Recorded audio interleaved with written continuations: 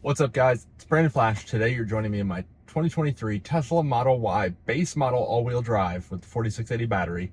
But we're not talking about anything specific to this car today. We're actually going to be talking about manual route planning and why you may want to do that in your Tesla Model Y, Model 3, Model S, Model X, whatever Tesla model you may have, and why you may want to do manual route planning on longer trips with multiple supercharger stops.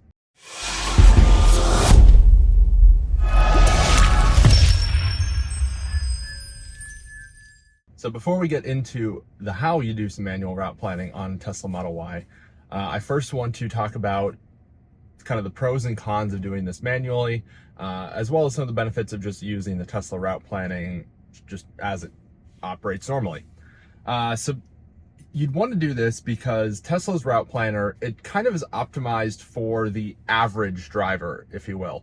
It's not going to be having you arrive with a dead battery. It's not going to be having you take necessarily the most optimized route. It's just, for being such a smart car, it's not always the smartest system. Tesla's route planner will get you from point A to point B. You can put in basically anywhere in the country, continent, whatever. And most likely it will get you there. You'll be fine. It'll pretty reasonable amount of time. However, that doesn't mean it's the most optimized route. You may have some superchargers that you prefer along that route. You may have a stop you want to make along that route.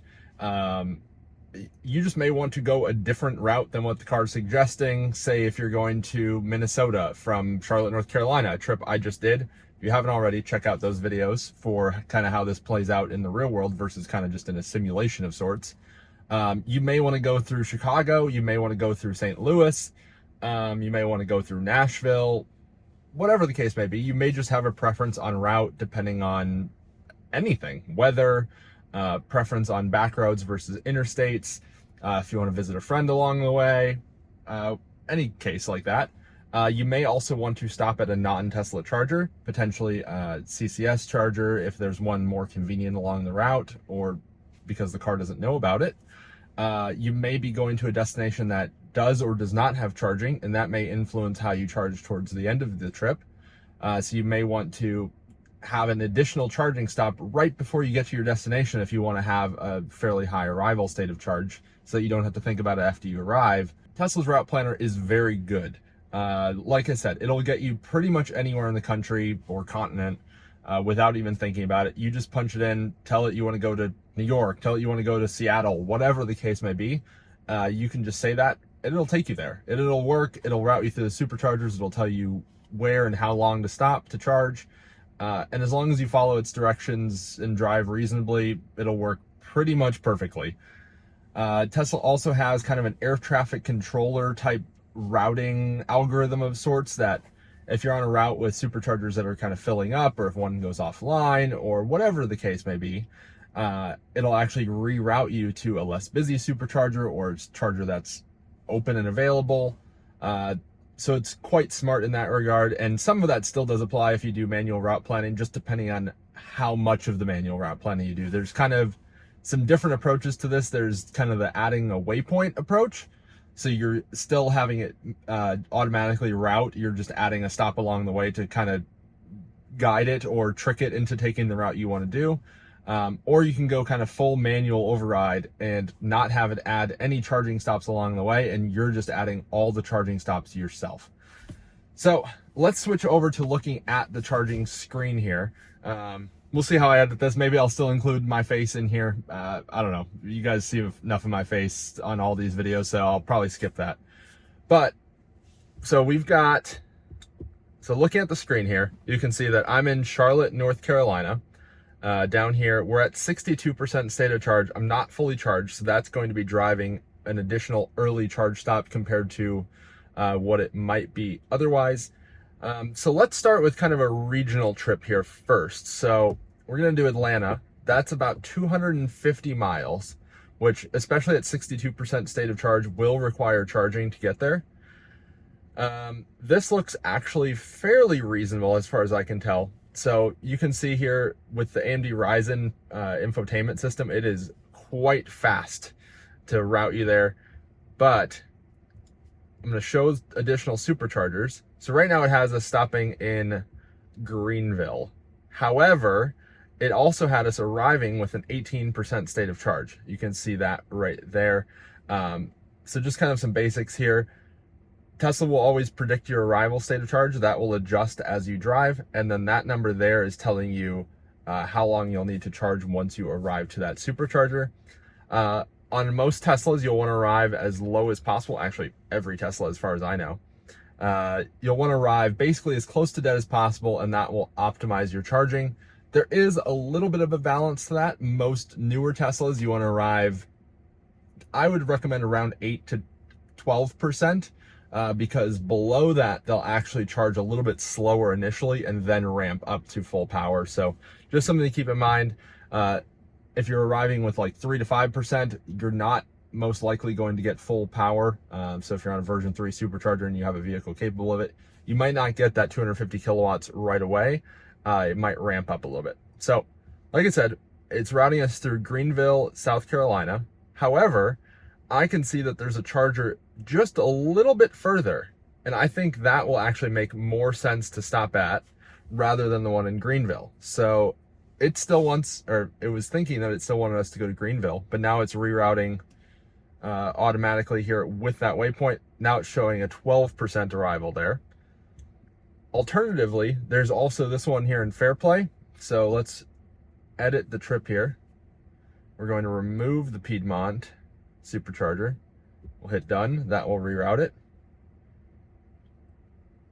And we're going to actually remove all charging stops. So that's taking out the automatic supercharger adding.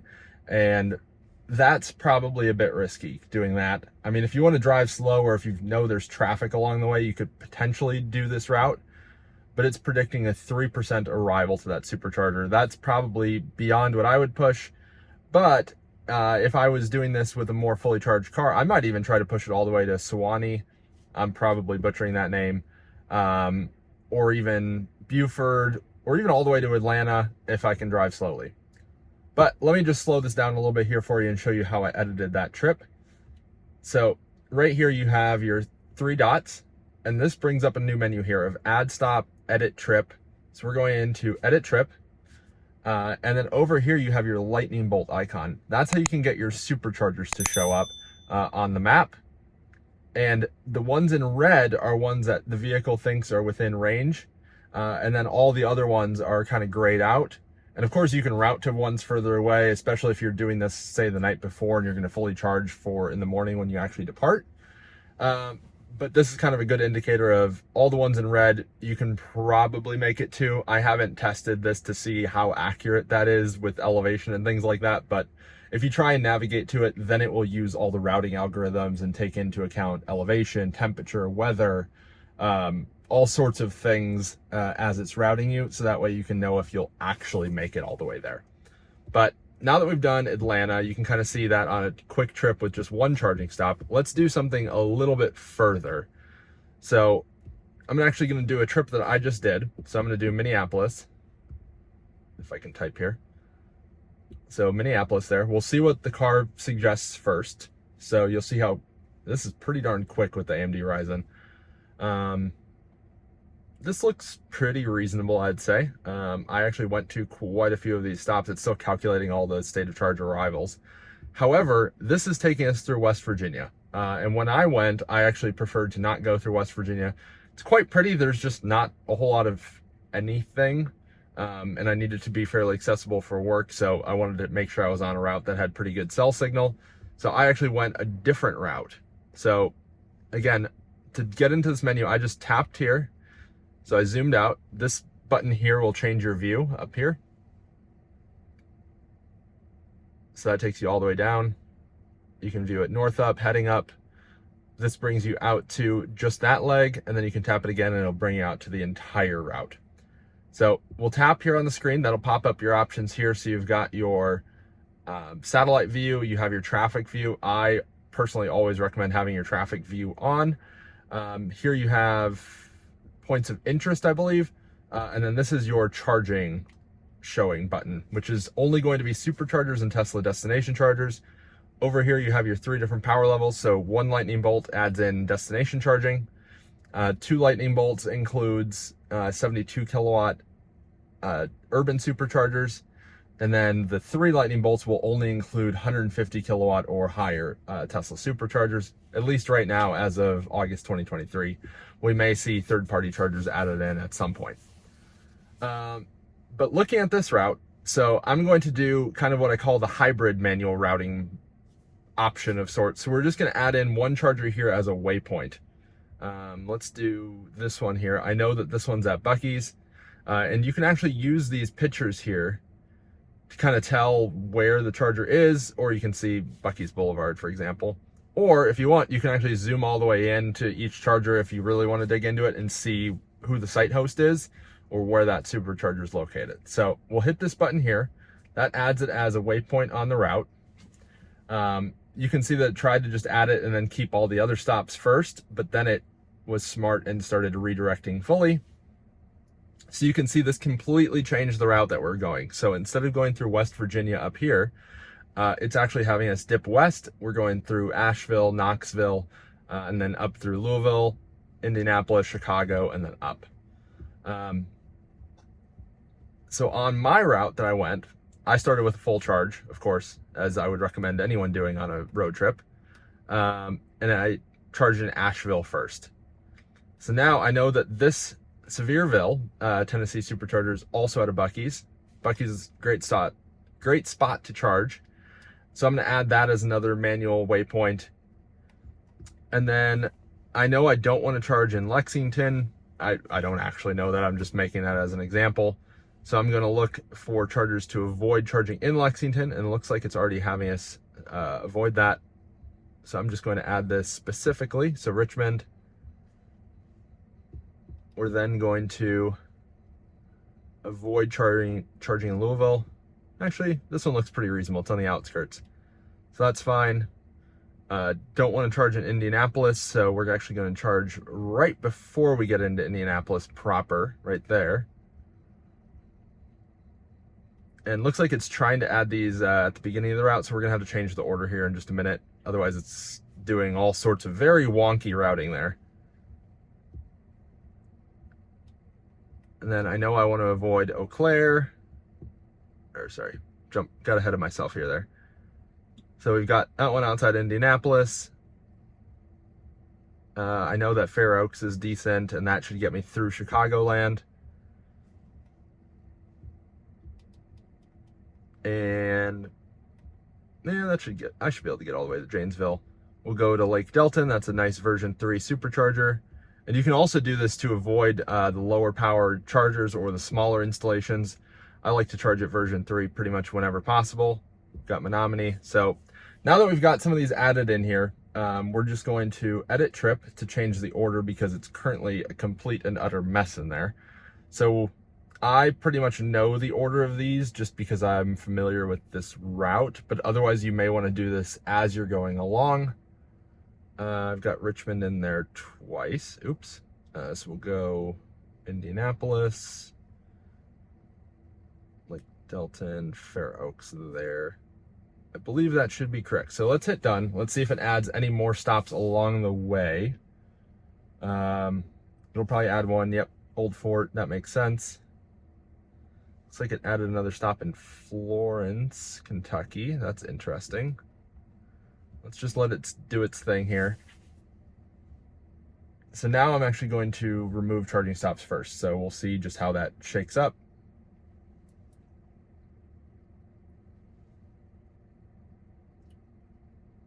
So it's predicting we'd arrive to Sevierville with negative 9%, which clearly will not work. So we'll add in Old Fort. That'll add it in at the beginning of the route. Let's see how that looks. And you can see it's predicting all along the way. And then each time you change the route, or you even go into the edit route screen, that will actually cause it to recalculate, which is kind of a good little tip there. So Old Fort, Sevierville, London.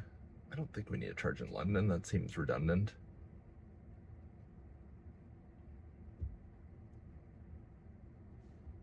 I don't know why it would have us stop there. That seems a bit silly.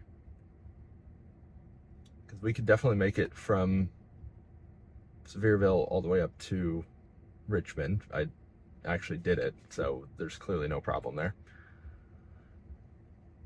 But you can see here how it calculates along the way, and then you can add in additional stops as you wish. So let's just say here, if I'm getting to Minneapolis, I know that I want to arrive with a fairly full charge because, for example, I wouldn't have charging there when I get wherever I'm going. So I'll actually add in another stop here in St. Paul. And we're going to edit trip to put that all the way at the end, because otherwise it's going to think you want to go there first. And a way you can avoid having it add it to the end is that you can actually add from this screen, and then it will go to the end rather than the beginning of the route. So here you can see now it added it right before we arrive. Let's just see what it predicts arrival with, and it'll probably suggest a 5-minute or 10-minute charge to make it to Minneapolis, which of course is not accurate. You'll probably, or actually it's saying 0 minutes because you don't need to charge there to make it to your destination. However, you can just use your judgment, and based on the arrival that it'll predict once you're there, charge as much as you need to be comfortable. So that makes it nice and easy for you. So let's do kind of a mid-ground trip, or middle ground trip. Let's say we're going to Nashville, which is actually a trip I'm going to be making this coming weekend. So definitely keep your eye out for that road trip video. So we're putting in not Nashville, North Carolina, Nashville, Tennessee. So this route has a couple different options. And it's, I believe, 400 or so miles to get there. We'll see in a second. I don't actually recall how far that is specifically. And this route actually looks pretty good to me. So this is probably what I would end up doing anyway, though I'll be leaving with a full charge, so I won't need to charge in Old Fort like it's suggesting for 20 minutes. But you can see 20 minutes, 15 minutes, 20 minutes with 15% estimated arrival, 15% estimated arrival, 14% estimated arrival, which if you're driving a little bit quicker, you'll get those down a little bit, probably into the 8% range, I'd guess. So I actually do think that's a reasonable route. So I would actually probably not modify this, surprisingly. You're joining me for this route planning as it goes. These are not routes that I picked because they're good examples or bad examples or either. I just picked them as things pop in my head. So no changes there, so we're gonna leave that. But let's see, how about we go to Richmond? There's a lot of chargers along the way there, and it's just outside the range of the car. Richmond, Virginia. So this is a route I'm not super familiar with, but you can see, look at all these chargers along the way. So let's see what it's saying. So it wants us to charge first at 17% for 20 minutes and then 15% for 10 minutes. That second one seems reasonable, but that first one I'm going to push a bit further. Probably go to Mabane. I'm definitely butchering that. I can't remember the correct pronunciation there. We're going to remove charging stops. Let's see what it says. So if we charge there for 30 minutes, we could make it there with just one single stop, which that seems like a pretty reasonable plan to me if I was doing this route, and that's out of Sheets, so that's probably a good spot to grab some lunch. Wendy's, Chick-fil-A, Starbucks, all within pretty close proximity there. So that looks like a pretty darn good stop to me. And I could easily kill 30 minutes there. So if I was doing this route, that is the route I would take. Well, anyway, that's how I do manual route planning on my Tesla Model Y.